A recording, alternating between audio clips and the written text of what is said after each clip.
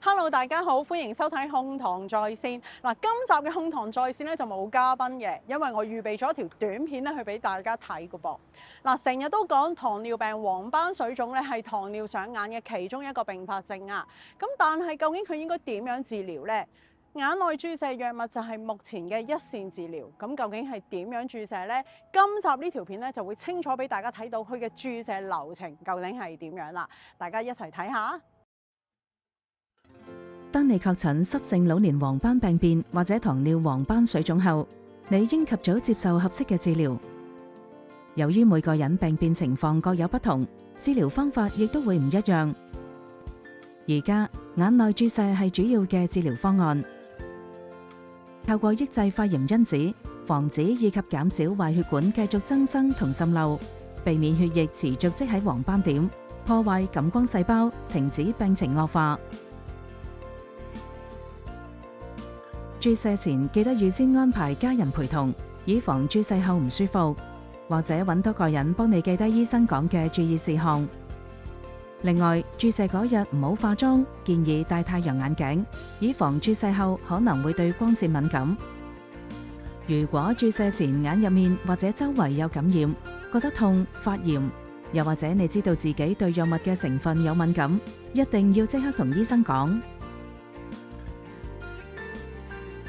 眼內注射程序算簡單，全程大約5至10分鐘。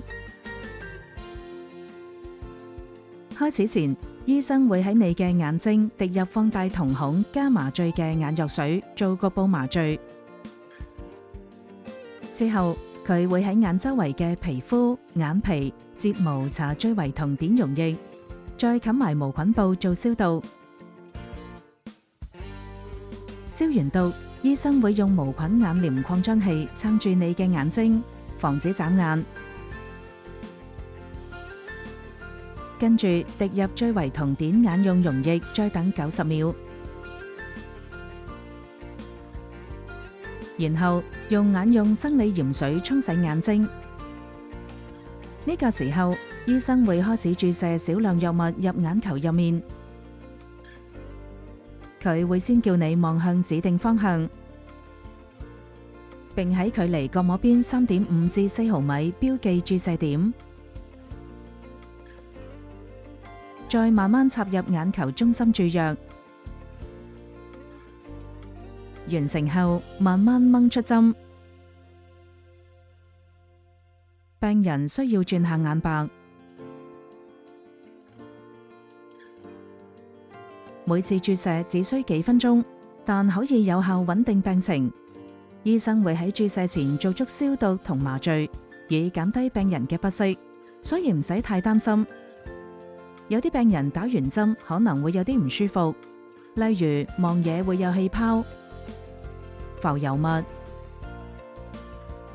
黑影，又或者眼痛、痕癢、眼球有血點、血絲同埋眼壓上升等等。